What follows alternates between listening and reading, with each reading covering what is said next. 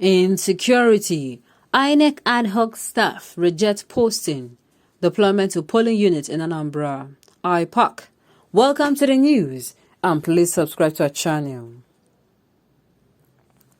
With just 1 week to the governorship election in Anambra State, Dr. Leonard Nzenwa, chairman of the Inter-Party Advisory Council Ipob'S, has raised serious doubt about the turnout of voters at polls, despite the best efforts of the Independent National Electoral Commission (Inec). Speaking at the special consultative meeting of the political parties summoned by the electoral umpire, Nzenwa said the people of Anambra are scared stiff to contemplate voting on November 6th owing to the activities of non-state actors in the state.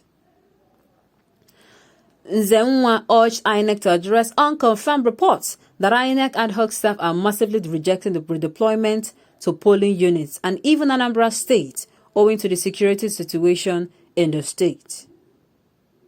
He said the worrisome security concern has also swelled the cost of running the election around the billionaire governorship candidates and the commission itself, saying that it was for these vicissitudes that informed the call by some Ipob'S members for the suspension of a poll to allow time for sanity to prevail.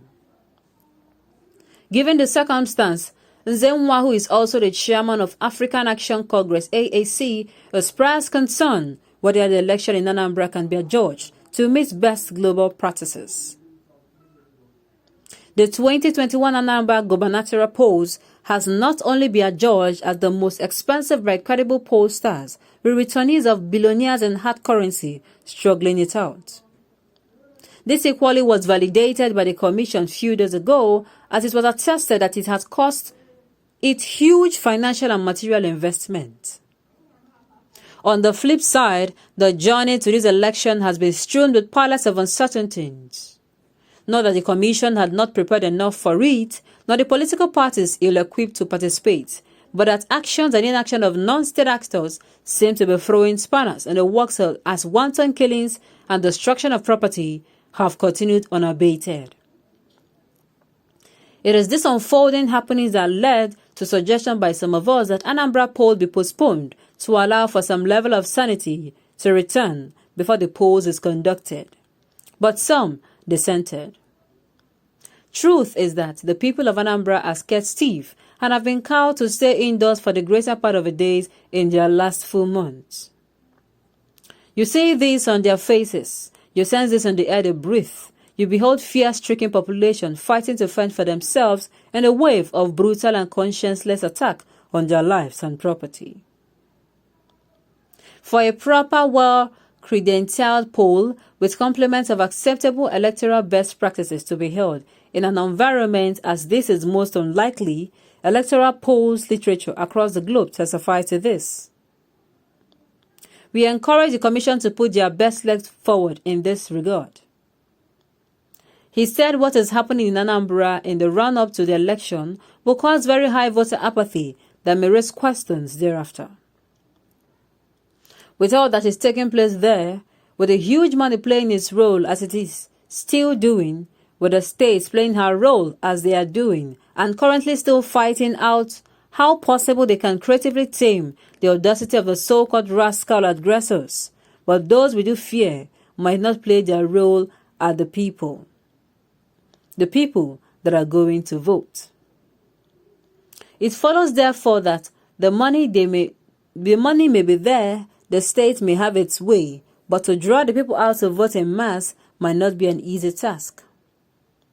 The people are torn between two forces. On one hand is a force driven by credible and genuine motivation to sanitize the Anambra polity for peaceful polls to take place. On another hand, it is a band of non-state actors who are adapting guerrilla antics.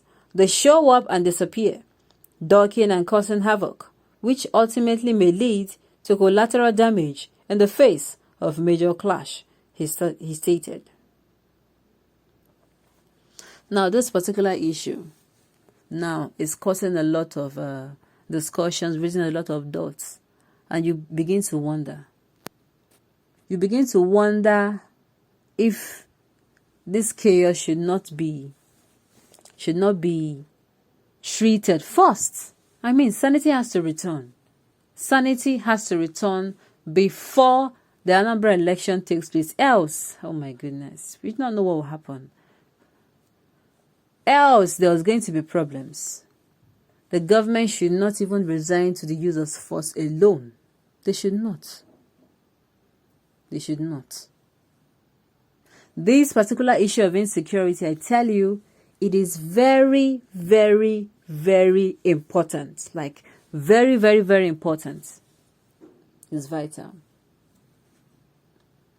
The insecurity issue, by now, even the people of Nigeria will think that by now it should have been a thing of the past, because several troops were sent last week. Several troops were sent down there. I mean, in the last past week, they have been sending a lot of security operatives to the southeast region, and yet there have not been any news about this unknown gunmen. They are still masked. They have not been able to mask them that, oh, this person now, or these are the people that are the unknown gunmen, and they're the ones that, you cannot trace it.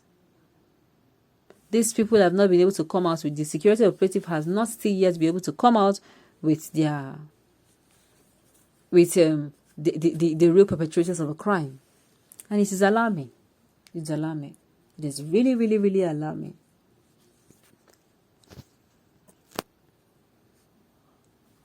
I just hope that normalcy, peace, return to the region. And it is not another place that will start having bloodbaths on. I mean, you do not want to imagine or feel what the people in the north feel. You do not want to imagine at all. At all, at all. So it is only not only the fact that these particular things now are causing unrest between the people. The people are even scared. They are scared. I keep saying it, though the indigenous people of Biafra have said there is a siege at home for how many days? For 7 days. People are not even looking at that. People are looking, am I going to be safe? If I step out of my house, am I going to be safe? If I go and I cast my votes based on who that I feel is competent, will I not be attacked? A lot of things play in people's mind, and I tell you, it is not a good one. It is not a good one. That is why this issue of electronic voting should come to stay.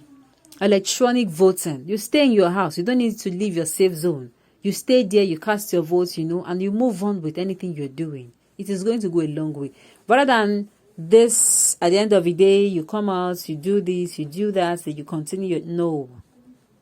I just hope that they will be able to employ it. And of course, that normalcy returns to Anambra State. On this note, we have come to the end of the news. We say thank you for tuning to listen. Until I come your way next time, enjoy the rest of the day.